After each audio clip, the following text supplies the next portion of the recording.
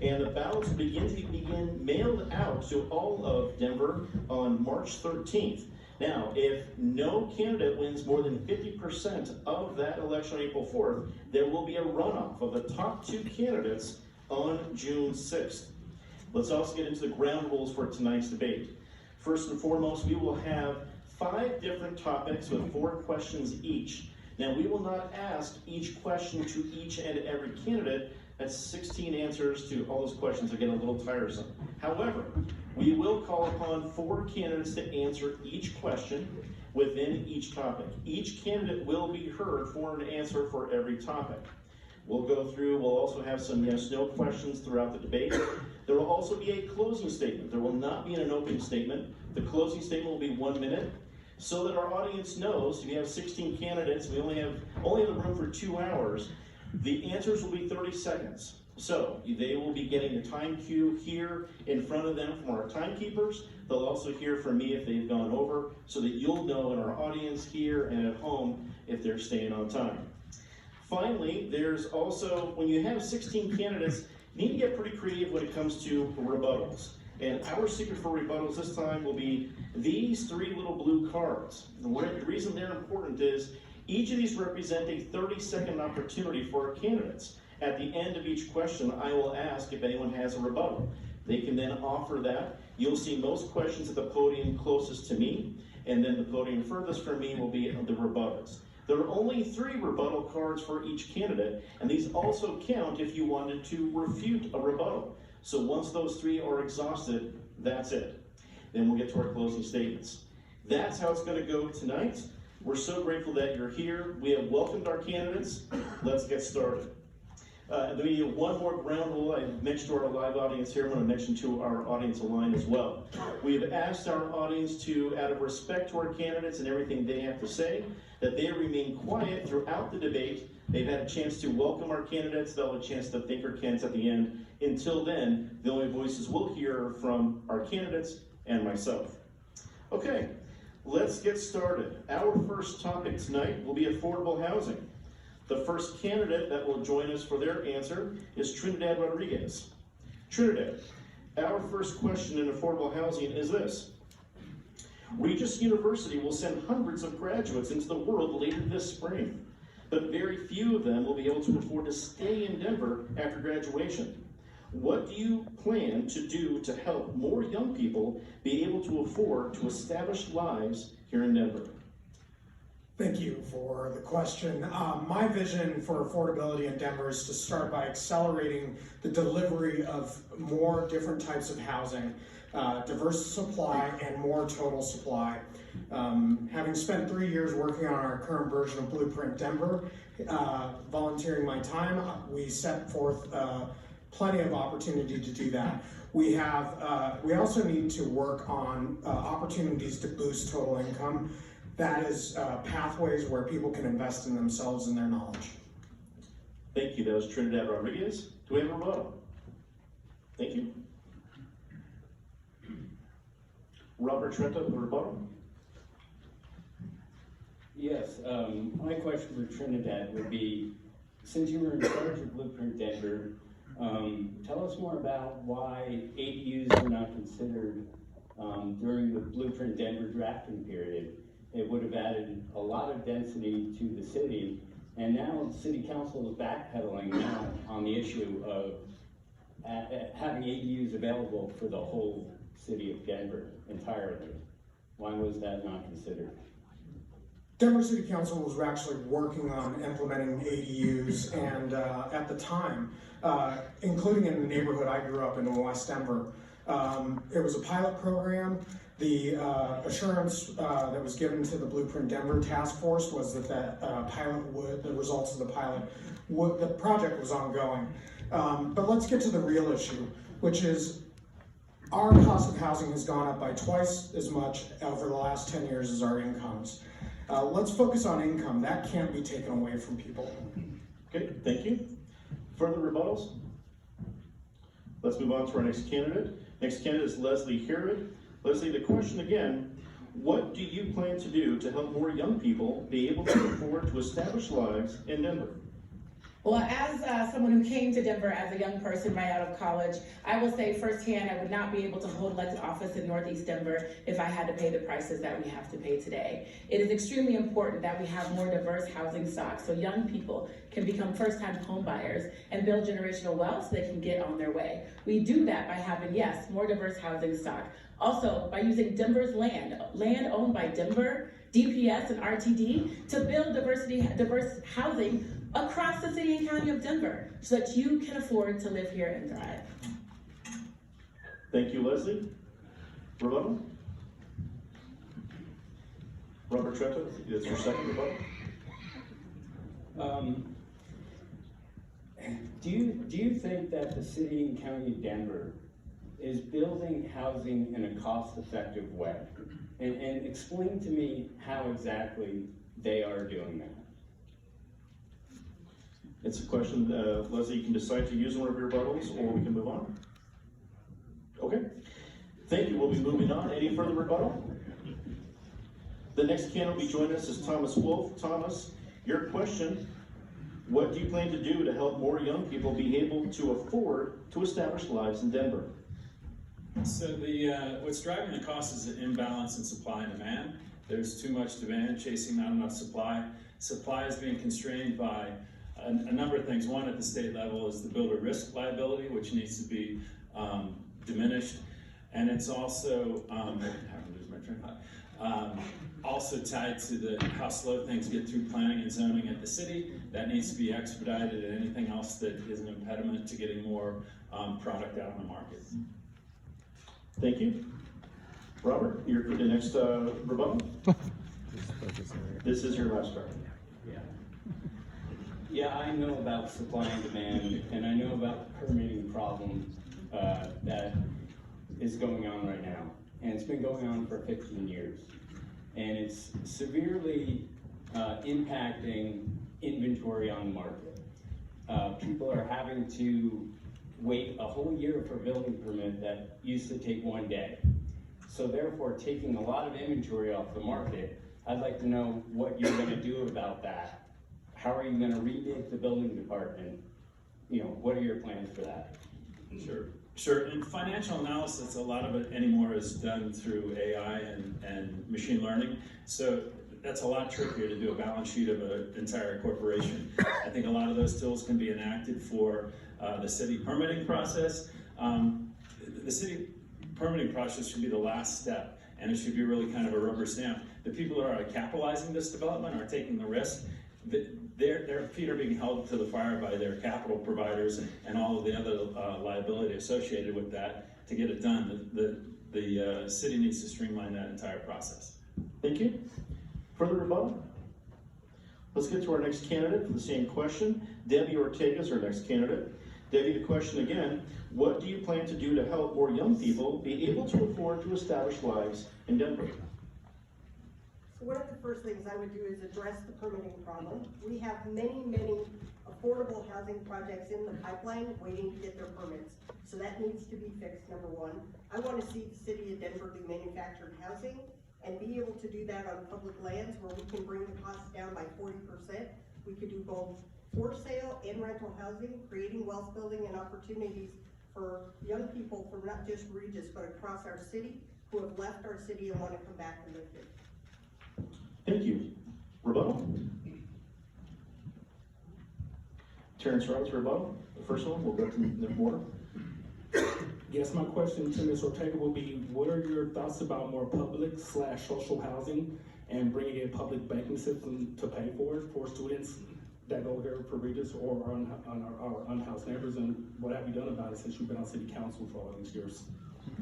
So I've been part of some of the conversations that have been held in the community around public banking. I think a percentage of Denver's dollars can be used to explore that. Obviously, some of Denver's money is already tied up in other banks, but I think this is an opportunity for us to look at how we can do things differently and help bring some of that affordable housing online and couple it with other dollars that are within our city coffers, because it takes a lot of stackable dollars to be able to bring online affordable housing. Thank you. For the rebuttal, I saw Ean Thomas Tafoya first. Thank you. I just heard 4 people answer this question, and I don't think any of it was centered in human beings. If you're trying to talk to people in college about how they can get ahead, we have to do a couple things. We have to begin financial literacy from the very beginning, so that people are preparing to buy the homes that they'd like to live in our communities. We need to invest in nonprofits that do this kind of financial literacy. It's incredibly important that we do that. We also need to create programs within the city that allow us to hire great people out of college and have incentives for them to work for us, like housing vouchers to be able to get into housing. So we have good jobs that are sitting empty. We have to fill them with these great graduates so they stay in Denver before we lose them. Thank you. We had another rebuttal, I believe, Mr. Wolf, Thomas Wolf. This is your second. Yeah, I'd just like to ask Debbie, call me a skeptic, but I'm not sure when I've ever seen the city provision something and do it for 40% less than the free market. Can I have a specific example, either on material or labor or land costs, that gets a affordable housing or whatever type of housing stock you're talking about to the market at a 40% discount? That I'm interested. Debbie, you may choose to use your second rebuttal or not. Yes, I will. Okay. So absolutely, there's a company in the UK by the name of Lattice that we've worked with, who's come to Denver, talked to city council, who can bring that housing, it's manufactured housing, similar to the way a car is built in a factory, and that's where you get the cost built down. And then when you put it on public land, you can get it cheaper than 40%. So this is what I plan to do. We actually have a site we've been working on with some people in Weld County, and that's one of the things I will bring forward. Thank you. Further rebuttal? We'll move to our next question within the same affordable housing topic. The first candidate for this question is Lisa Calderón. Lisa, what concrete steps will you take to provide more affordable housing for the people of Denver? Many of those here tonight are my students, and so when I think about renting, I think of them. A great majority of them are renters, including about half of Denverites. So we really need to strengthen renters' rights, including just cause evictions. We need to make sure that we have a permanent fund to assist people in paying their rent.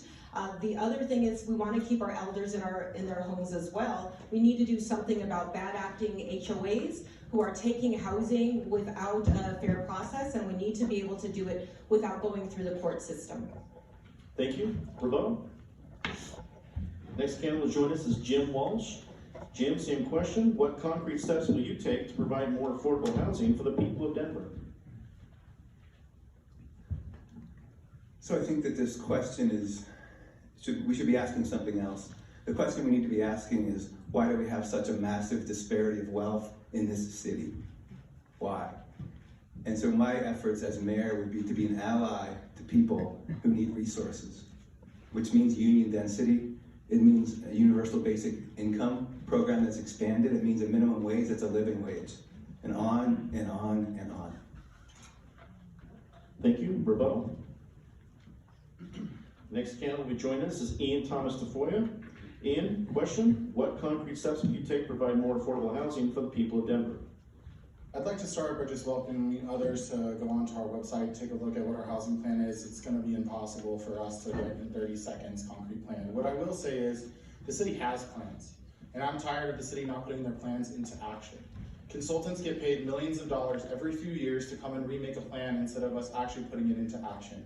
I want to invite you all and the community leaders who have been doing this work to come to the table and let's bring these plans into action. We also need more financing. I agree with Terrance Roberts that we need to have public banking, among other financial resources. Thank you. Rebuttal? Next candidate will join us for this question is Terrance Roberts. Terrance, question, what concrete steps will you take to provide more affordable housing for the people of Denver? Okay, people of Denver, we need to understand that affordable housing is owned by developers. We have nearly 20,000 empty affordable housing units in our metro area. We need more public/social housing. For this last administration, the last 12 years, that's all we've been talking about is affordable housing. We need more public housing to add more stock for people who can't pay for it. We need rent controls as soon as Mr. Polis is able to do that at the state level. We need to bring rent controls at a municipal level. And we need to make sure that, I'm done, but more public housing. Thank you. 30 seconds does go by quick, so thank you very much for sticking to that. We will go, yes, thank you very much. We have a rebuttal. Go ahead, Debbie Ortega. Debbie, this is your third rebuttal. So I am on the board of a nonprofit housing development organization, have been for many years, and our nonprofits play a huge role in bringing online affordable housing. We've been doing that for many, many years and have over 1,000 units in the city of Denver. So I agree, we have a lot of private developers building housing, but our nonprofits are the ones who are doing the lowest AMI levels, the area median income levels, for people in our community. We don't just need housing for people at the low end, we need the missing middle, which is a huge part of what the next mayor is gonna have to solve. Do you wish to use your second rebuttal? Okay, we will move on. We'll be going to any further rebuttal? We'll be moving on to our third question within the affordable housing topic. Our first candidate to join us will be Kwame Spearman. We often hear about affordable housing programs for those earning well below the area median income. But what steps should be taken to make housing more attainable for the missing middle? Those earning between $60,000 and $80,000 a year, or 80 to 120% of the AMI. And for our audience, Denver's area median income is about $73,000 for one person, $83,000 for two. Thank you. As a small business owner, this is a great question for me. We need a dedicated program focused on workforce housing. If you are a teacher, a nurse, a bookseller, a police officer, a firefighter, you can no longer live in Denver, Colorado. As the son of a teacher, that's absolutely unacceptable. We've got to go into each of our neighborhoods and understand how we can put workforce housing, exactly as Dominic said, 60 to 120% AMI. These housing should be subsidized by the city to influence developers to get it done and in coordination with our neighborhoods. Thank you. Thank you. Next candidate will join us, any rebuttals? Next candidate will join us for this question is Renate Behrens. Renate, again the question, what steps should be taken to make housing more attainable for the missing middle, those earning between $60,000 and $80,000 a year? Of course. What steps should be taken to make housing more attainable for the missing middle, those earning $60,000 to $80,000 a year? I cannot influence the earnings, but I have some ideas about creating apartments. We have many very old brick buildings, factories or something like that, and it's an easy take to make apartments out of that. And for the young people in Denver, I would like to change the rules about mother-in-law apartments so that everybody who has enough ground can add one or two apartments to his single home. Thank you. Any rebuttal? The next candidate to join us for this question is Robert Treta. Robert, what steps should be taken to make housing more attainable for the missing middle, those earning between $60,000 and $80,000 a year? I love this question. Okay, I don't know where to begin. I don't have much time to really talk about this, but I'm willing to talk more about it afterwards. You know, you kind of got a gist of it with the ADUs. We missed it. We were too late. Now the city council's trying to undo and add ADUs citywide. It would have solved the problem 10 years ago. But here we are, now we gotta fix it. Now we have to figure out something else. And this is just the beginning of, Thank you. Thank you. Thank you. Any rebuttal? Okay, thank you. Leslie? You know, I just want to make clear that the state of Colorado has already opened the door for middle income housing. Just this past year, I passed the middle income housing authority at the state level to make sure we had more housing for nurses, firefighters, teachers. And additionally, we put in over $700 million at the state level into affordable housing. But Denver has refused to come to the table to pull down those dollars. In fact, we have created communities in mountain towns for our snowplow drivers, so they had somewhere to live while they were doing their jobs. But we can't do that here in Denver. It's unacceptable, and we can change that. Thank you, Leslie. Robert, you've exhausted your rebuttals. Okay. Oh, sorry. Yeah, you did. I know it's tough rules. 16 candidates. It's hard to get through. We only have to 8:30. We'll be going to our fourth candidate for this question, Andy Rougeout. Andy, again, the question: what steps should be taken to make housing more attainable for the missing middle, those earning between $60,000 and $80,000 a year? Housing is unaffordable right now in our city. It's unaffordable for people like a waitress I met living in Platt Park who's commuting from 45 minutes out of town every day. She couldn't drop her kids off in school to make it to work on time. As mayor, I will fix a broken permitting department. As mayor, I will make sure we get rid of regulations that are adding costs to building new housing. As mayor, I will make sure that we are appropriately using our zoning decisions, not letting corruption and money get in the way of the process. I will fight for our future to make sure people like my children can live in the city. Thank you. Thank you, Andy. Rebuttals. Moving on to the fourth question of this, excuse me, Renate, did you have a rebuttal? Yeah. Okay, go ahead. There is a question: who profits from the people who work here in Denver? So we can ask the employers to create apartments for their employees. In Europe, it is being done for a long, long time, and the employers have to do their part too. Thank you. Thank you. Further rebuttal? Moving on to the last question within the affordable housing topic. Our first candidate to join us for this question is Mike Johnston. Mike, if state allows, would you support any form of rent control measures? If so, which types and why? If not, why not? Thank you. I don't think rent control is the right answer to this problem. I'll tell you what I think is the right answer to this problem. Is what we can do is we can build 25,000 permanently affordable units in this city. And what that means is that anybody who lives in one of those units never has to pay more than 30% of their income to rent. And that means your rent never goes up unless your income goes up. But you can finance those through Proposition 123, which I passed at the ballot last year. What we also know we need to do is make sure that we can speed up the permitting process, make it be done in 90 days. We can help people get access to home ownership through down payment assistance, and we can make sure we keep rents down long-term with this proposal. Thank you. Rebuttal? Lisa? Lisa Calderón, rebuttal? We absolutely need rent control measures. We need a variety of rent stabilization.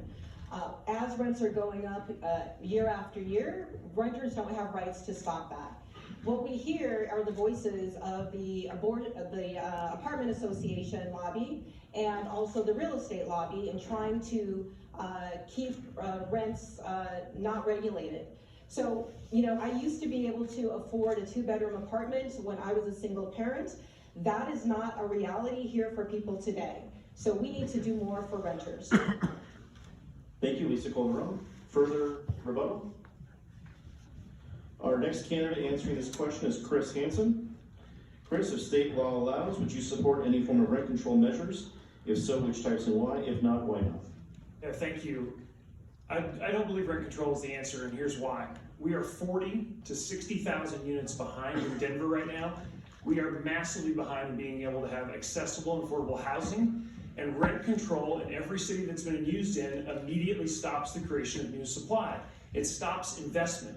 Instead, I want to do what we did at the state government last year, put in $700 million to help incentivize new development, make sure it's affordable, make sure we get these projects done, and fix the permitting backlogs in Denver. That's how we catch up. That's how we help people find housing. Thank you. Rebuttal? Terrance Roberts for rebuttal.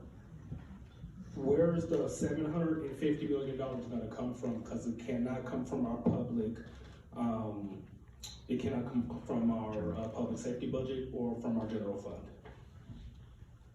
Chris, you may choose to use rebuttal. Yeah, thank you. I'll go ahead and respond to that. I think this is a super important point, and the reason I want to use one of my rebuttals is because we are putting in public money from the state budget that I helped craft and helped lead last year in the Joint Budget Committee. Exceptional, once in a lifetime opportunity with federal and state money for us to accelerate new housing. And here's the great news. We use a small amount of public money to leverage a huge amount of private investment. And that's where we get 20-to-1 ratios. That's how we catch up. That's how we address this huge supply issue that has pushed up prices for everybody in the city. And that's, I think, the best plan to go forward. Thanks. Thank you. Further rebuttal? Moving forward, next candidate for this question is Kelly Brough. Kelly, if state law allows, would you support any form of rent control measures? Rent control hasn't worked in any city who's tried it yet, so I would not. Instead, what I would focus on is we have serious office space downtown that we need to transition to residential. I would incentivize that transition and bring on large numbers of units that can impact price and help stabilize rent. In addition, since I still have time, I would build on publicly owned property for sale condos so the missing middle, hardworking families would get the chance to own in our city and begin to build wealth again. Thank you. Rebuttal. Final candidate for this question is Aurelio Martinez. Aurelio, if state allows, would you support any form of rent control measures? Well, yes, I agree that there has to be some form of rent control. Rent control has to be in a form when the city contracts with developers that are developing, when they want to get the incentives. We have numbers where they have to have affordable housing in their development. We have to also have rent control within that development for a certain percentage so that the renters could go in there and not be outraged, have high rents where they can't afford to live there. There has to be a cap in that situation, yes. Thank you, Aurelio. Rebuttal? Mike Johnston? I think there's one other very important thing we can do for renters, is what we want to do is help renters build wealth so they can actually become homeowners. So what I would do in these 25,000 affordable units that we would build is when those renters pay their rent every month, instead of putting that money into the pockets of out-of-state investors, we actually change the financing so that money can go back into the pockets of renters. That means every time you're paying the rent, you're actually saving $100 that goes back into a savings account. You can use to either prepare for a down payment, to put a kid through college, to open a small business. We have to build a bridge for renters to go from renting to owning, and that's what I do as mayor. Thank you. That's Mike Johnston. Further rebuttal? Lisa? Lisa Calderón with her next rebuttal. Rent control doesn't exist in a vacuum. It has to be part of an entire transfer of wealth system. So in addition to rent control, we also need the good paying jobs. We need union jobs. We need protections for workers from retaliation. So we need to look at the whole system. No, rent control alone can't do it, but when it's part of transformational policies to shift wealth and racial inequities, then absolutely it can work. Thank you. Any other rebuttal? Okay. We'll be moving on to our next topic, fresh set of questions and fresh order of candidates. The next topic is homelessness. The first candidate for the first question will, and actually before we ask the question, let me, just one point of order that I should announce to our audience. There is a 17th candidate on the ballot. An invitation was issued to Al Gardner. He is not with us today. So while we advertised for 17, we thought we had 17, we have 16, and that's the reason we have an empty chair on the stage. Now moving forward. Homelessness is our next topic. Our first question, the first candidate to answer will be Andy Rougeout. Andy, our first question is, what are the most important steps the city of Denver can take to address mental health needs of the unhoused? So homelessness is out of control in our city. We've seen a nearly doubling of unsheltered homeless in the past 4 years. We need to enforce our camping ban. We need to enforce our camping ban to get people who are dealing with severe mental health or severe drug addiction issues into the service they need. When I walk to the park by my house with my 3-year-old in my arms, we will see a man with his pants around his ankles using his restroom. It is not compassionate to let that happen. It's not compassionate to step over someone sitting in a tent in the streets. The compassionate thing to do is to get those people into the mental health and drug addiction service they need in our shelter system. Thank you. Thank you. Rebuttal. The next candidate that will join us for this question is Aurelio Martinez. Aurelio, the question is, what are the most important steps the city of Denver can take to address the mental health needs of the unhoused? First of all, we have to make our mental health facilities accountable. We need to make sure that they're doing their job and they're not just doing mental issues come in every stages. A person could get in a fight with their wife, they can get a divorce, they can lose a family member, and they have mental issues. We have to be able to treat mental illness effectively and efficiently. If not, we have to get new facilities for Denver. Thank you. Aurelio Martinez. Rebuttal. Next candidate will join us with this question is Chris Hansen. Chris, the question is, what are the most important steps the city of Denver can take to address the mental health needs of the unhoused? This is a moment for Denver to really take stock of where we are with our response to the homelessness crisis. And the mental health issue is a big piece of that, of course, addiction issues as well. This is a moment to really reevaluate. We're going to spend $250 million, $250 million this year on different aspects of responding to this crisis, and we're seeing a negative result. The numbers are getting worse in our streets, not better. So this is a moment to reevaluate, use evidence-based programming and budgeting like I've done at the state level to make sure we're spending our money very carefully and with effect, and we absolutely have to enforce Denver's camping ban to make progress. Thank you. That's Chris Hansen. Rebuttal. Leslie.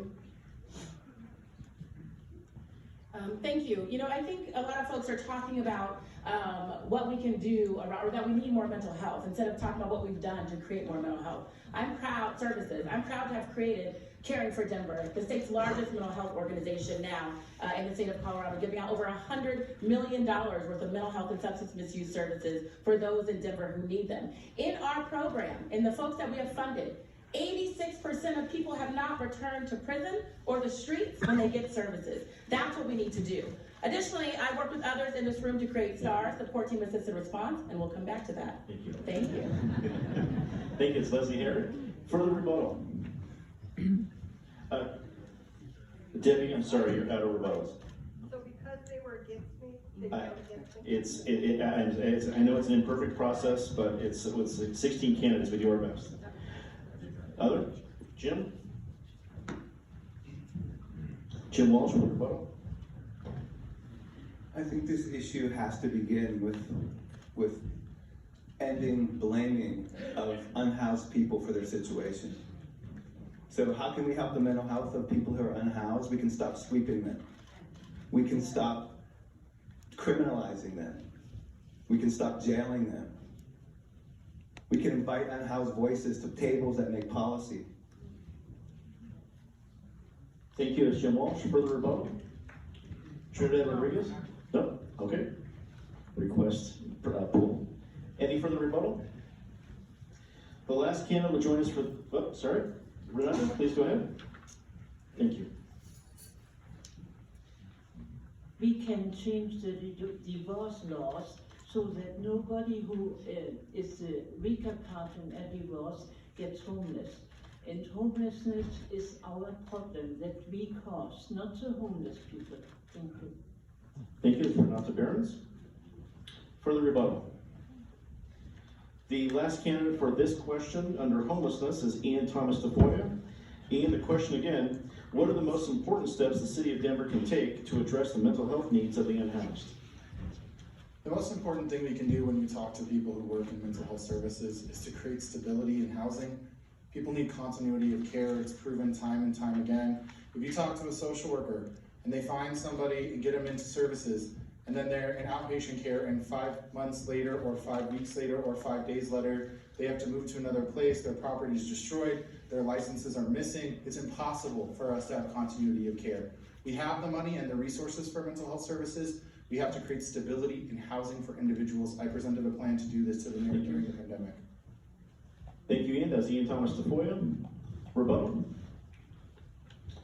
Moving forward to our next question under the homelessness topic. Our first candidate for this question is Debbie Ortega. Debbie, what steps, if any, should Denver take to eliminate unsanctioned encampments?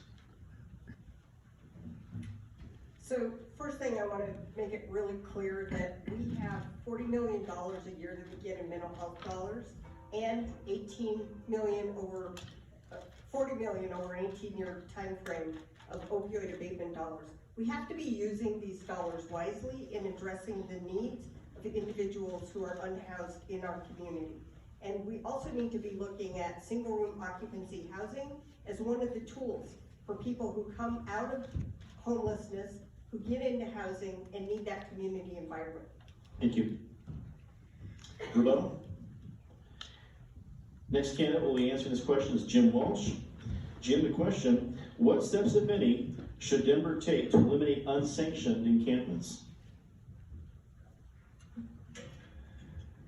So I taught many years early in my career here at Regis, and I have a deep understanding of the Regis philosophy of education based around the question, how ought we to live?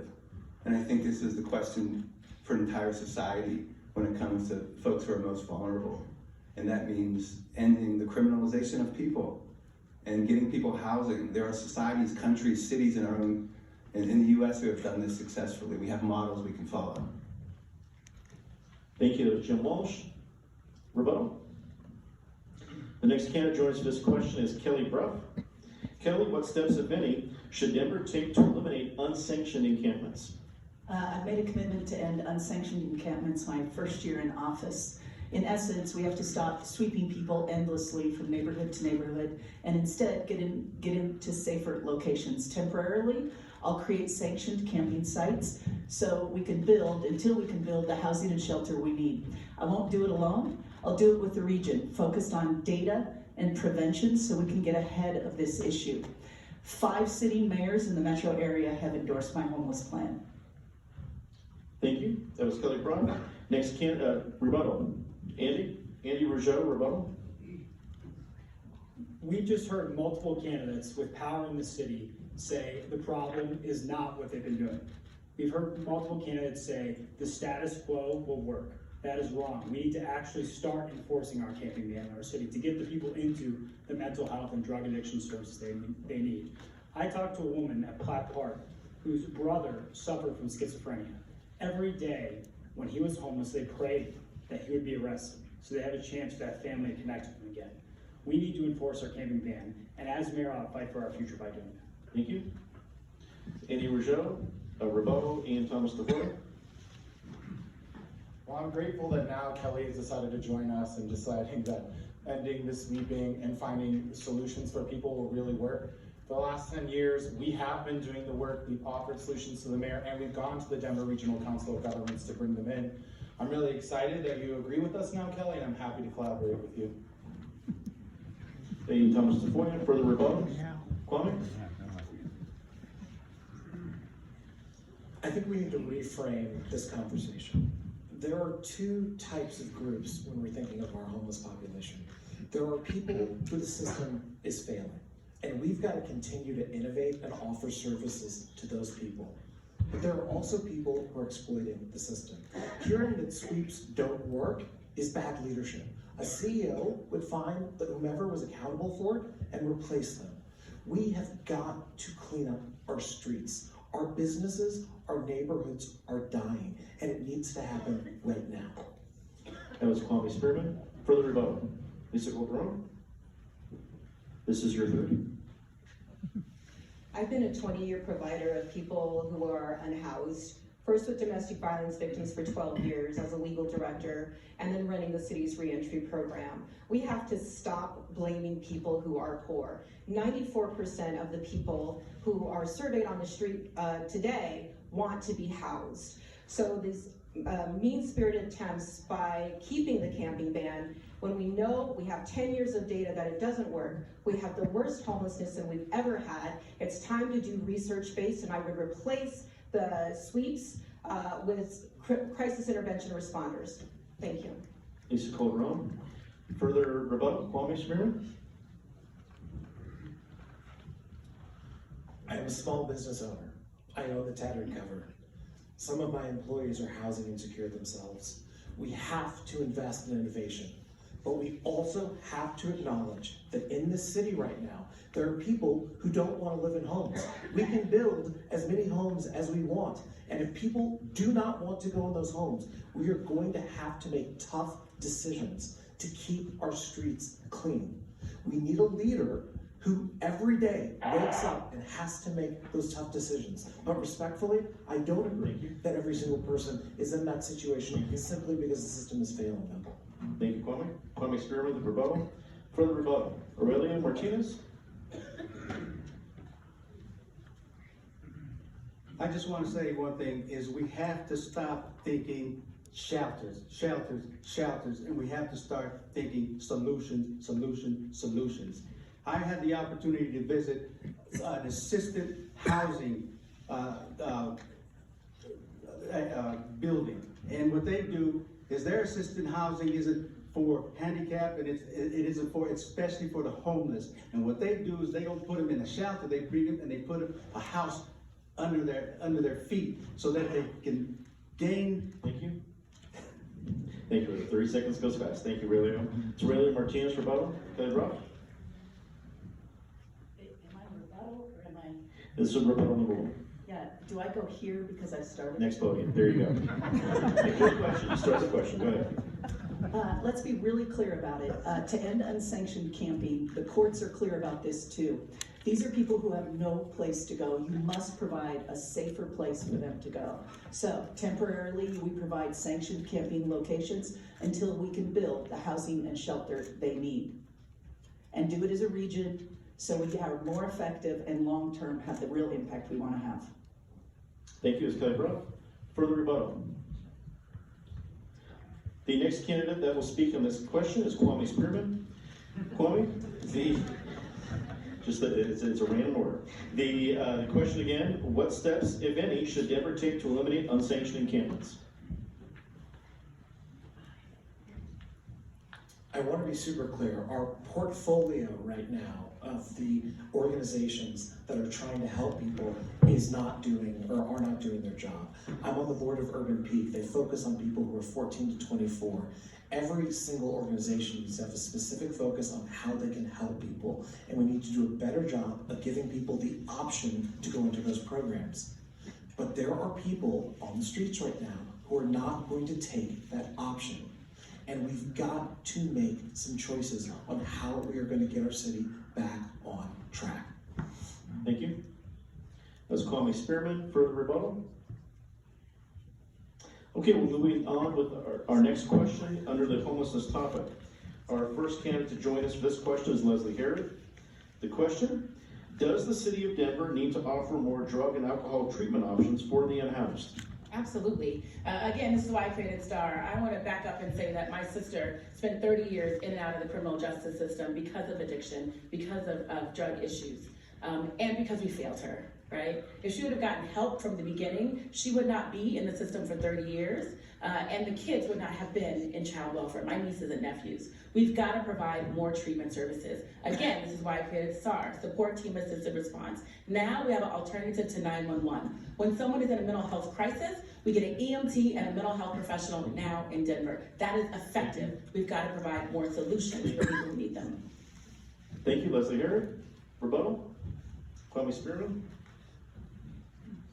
Kwame, this is your third. Leslie, though, with all due respect, the policies that you've championed over the past 3 years, whether it's decriminalization of fentanyl, whether it's making a misdemeanor from a felony to steal a vehicle, don't you think that has created a culture that is in our city right now in which more people are committing crime, they're committing violence, and quite frankly, they're engaging in homeless activity? Those you can choose to answer, this will be your third rebuttal. Well, respectfully to our CEO, so is underpaying his employees so that they have to go into social housing in order to live in our city. I believe and know that the war on drugs is a failed war on drugs. What I did was defelonize simple possession of drugs. I did not legalize anything. What I will tell you is our failure as a city is not providing people with the services they need. If we want to reduce the fentanyl crisis and get after it, let's give people services and reduce that demand. Fentanyl is killing people today, regardless of if it's a felony or a misdemeanor. People are still using it and they're still dying. What are we going to do about it? Thank you. Leslie Herod, thank you. That was rebuttal. Further rebuttal? Trinidad? Trinidad Rodriguez with rebuttal. The legislation that's being referred to here treats fentanyl and carfentanil the exact same way in terms of penalties, yet carfentanil is 50,000 times more potent than fentanyl. You can make 50,000 times more street doses of fentanyl-infused drugs, and the penalties are treated the exact same way under this legislation. It was a terrible idea. It's failing our people, and it's tragedy. Thank you. Further rebuttal? Moving forward, our next candidate for the same question is Lisa Calderón.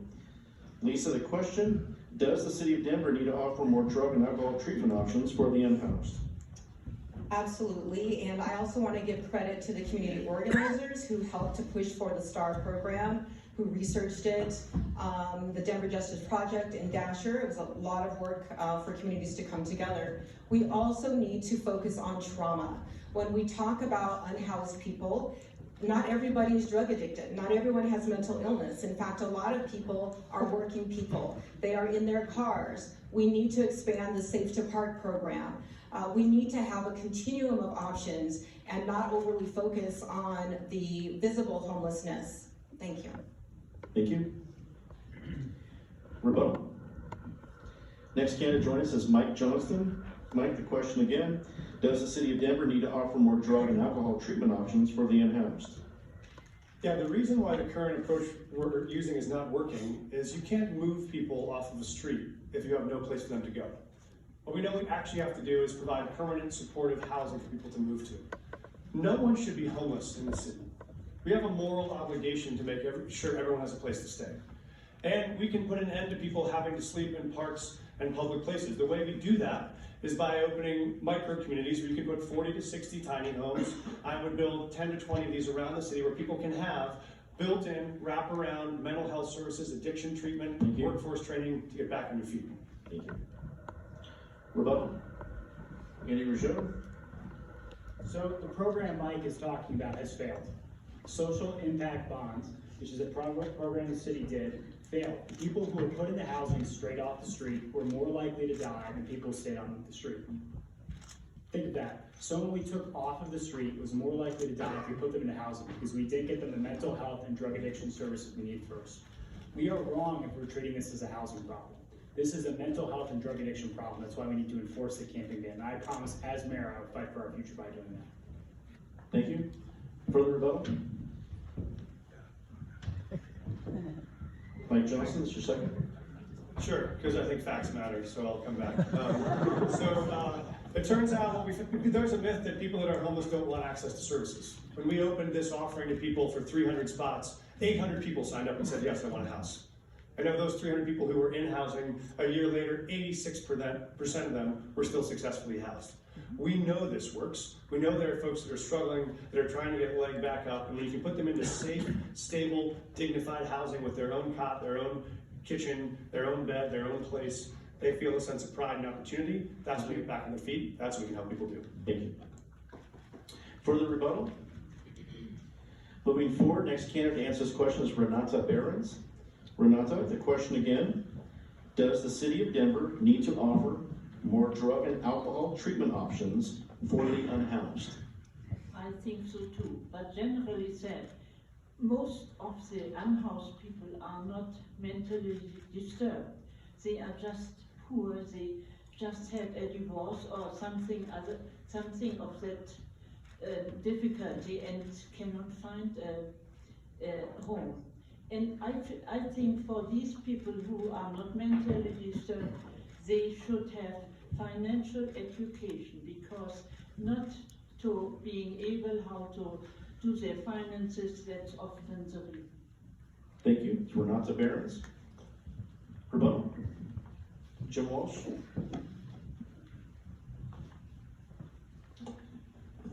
Yeah, I think it's easy for people who have never experienced poverty to tell people who have that they just need financial literacy. And so I think what we need to be really talking about here is the people that know how to use resources, or the people who have scraped and clawed their way to survival. And so we have to bring those voices to the table. Further rebuttal? Moving forward to our last question, the homelessness topic. The first candidate to join us for this last question is Robert Treta. Robert, what is the most humane way to balance citizen private property rights and the rights of the unhoused? Okay. Oh, it's a new question. Yes, it is. Would you like to repeat it? What is the most humane way to balance citizen private property rights and the rights of the unhoused? Okay. We are spending entirely too much money on the homeless situation. Colorado Coalition for the Homeless will spend $50 million on a loft building downtown with taxpayer money. You do the math. It only holds maybe 100 people, chronically homeless people. I have a plan that'll do it for 10%. Watch me. I will do it. We need to start building immediately. Housing first, then drug addiction, and all the other things come next. Robert Treta, rebuttal. Next candidate joining us is Terrance Roberts. Terrance, a question again. What is the most humane way to balance citizen private property rights and the rights of the unhoused? So the first way to address that is to make sure that people do not have to live in people's doorways who own private property or who have small businesses, because when people are intruding on someone's private property rights, most of those places are people's small businesses. Have you seen the 16th Street Mall lately?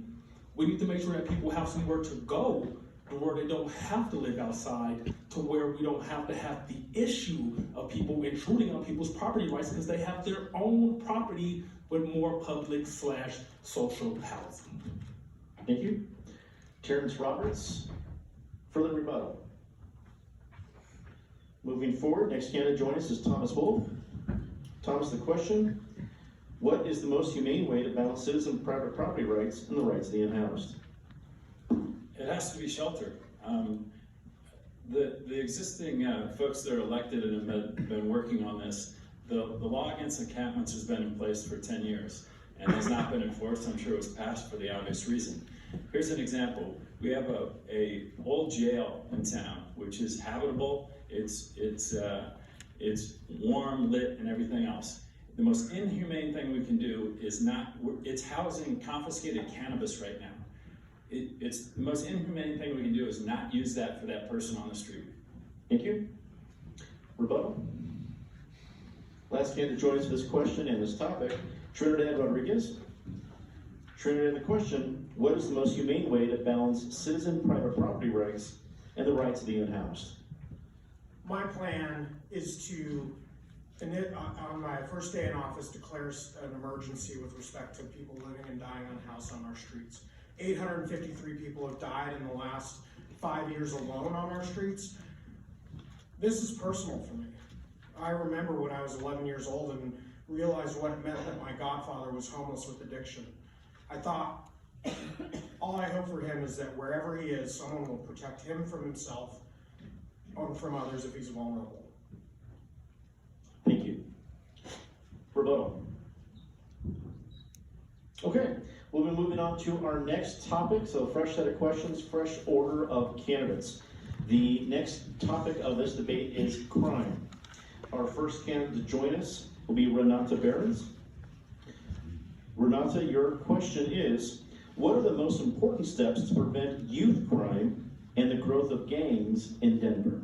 I should know that. I don't know what to do about that. I don't have kids and I'm not in that situation. But I am very sure that we, the parents and grandparents generation, that it is our fault that the younger ones become criminal. And thank you. And that's the one and only idea I have. Thank you, Renate Behrens. Rebuttal? Moving on to our next candidate, Kelly Brough. What are the most important steps to prevent youth crime and the growth of gangs in Denver? We spend a lot of time talking about public safety as the response to 911. And the truth is, what really makes a community safe is all the other work we can do to reduce and prevent crime. We know access to economic opportunity, an excellent education, stable housing, support systems, and safety nets that really work for our community. Every member of my cabinet will have responsibility for making our communities and our neighborhoods safe, not just our police department. Thank you. That's Kelly Brough. Rebuttal? Aurelio Martinez with rebuttal. That's an easy one for me. We got to restructure the administration to bring back youth activities so that they don't have to just sit in the park and do nothing. We have to bring back the activities that Denver had back years ago. Soccer, basketball, softball, baseball, t-ball for the things. Keep them active, give them an opportunity to do what they want, and you will stop and you will curb crime just by giving them something to do, giving them an opportunity. Thank you. That was Aurelio Martinez. Further rebuttal? Kelly? He just reminded me of when I was chief of staff, we had a summer with concern about gang violence. Instead of adding police officers, what we did was open our rec centers for free in 2007 to every kid under the age of 18. We saw a reduction in crime, both as victims of crime and as perpetrators of crime. To this day, our rec centers are free. I think we can continue to think about crime that way for our youth and think about how we position them not to have to make those choices. Thank you. That's Kelly Brough. Further rebuttal? Trinidad? They'll be your third? Okay. Trinidad Rodriguez? I can't abide talking about crime as an alternative to earnings. The moment we start to really contemplate that crime is just an alternative to getting an education and that it's a moral equivalency is just absolutely wrong. My plan calls for building our police force ranks. Our police force is the same size it was in 1997, yet this city has grown by 50%. And we can grow it by recruiting people who are in the communities that need this safety. Trinidad Rodriguez. Further rebuttal? Moving forward to this question, our next candidate is Lisa Calderón. Lisa, the question, what are the most important steps to prevent youth crime and the growth of gangs in Denver? This is perfect because I teach race, crime, and law this evening. And first of all, we need to change from calling young people gang members. When they see themselves as being criminalized, they don't look at themselves as having a future. We need to also understand the drivers of pushing them into the system. By having not having an access to a way out, one of the hardest populations to work with in my reentry program was 18 and 24-year-olds because there was a gap in services. They're geared toward children or adults. We need more. Thank you. That was Lisa Calderón. Rebuttal. Next candidate to join us will be Chris Hansen. Chris, the question, what are the most important steps to prevent youth crime and the growth of gangs in Denver? Yeah, thank you. This is deeply personal for me. I'm father of 2 teenage boys. They're DPS. They are facing this in their schools, seeing it in the neighborhoods. And I guess as we come out of this pandemic, one of the things I noticed so much was this disengagement of people feeling like, oh, we just got off of Zoom school, we get back to school, and a lot of the things we wanted at school, the activities, the ability to go to Big Brothers, Big Sisters, the rec centers, right? It got torn down, it got disconnected. We need to bring that back so much. The schools are part of this, the city's part of this. Re-engage our youth, and that's how we increase safety. Thanks. Chris Hansen, rebuttal. Okay, thank you. Extra set of eyes, thank you, appreciate that. This is more so a statement than a rebuttal, since I am the only ex-gang member in the entire country running for such a high office, municipal position. These kids need more dedicated youth centers, so I'm gonna go off on what Mr. Hansen and some of the other candidates said. Not the Carver Madison Center, rest in peace, Miss Madison. We need more dedicated youth spaces. We need to get the youth involved with the arts. Domestic violence is the #1 precursor to gang violence, not fathers that are missing. That is an old, antiquated, racist saying, and we need to make sure we have more dedicated art spaces for youth, for positive youth activities. Thank you, that was Terrance Roberts with rebuttal. Further rebuttal? Okay, moving forward to the issue of crime to our next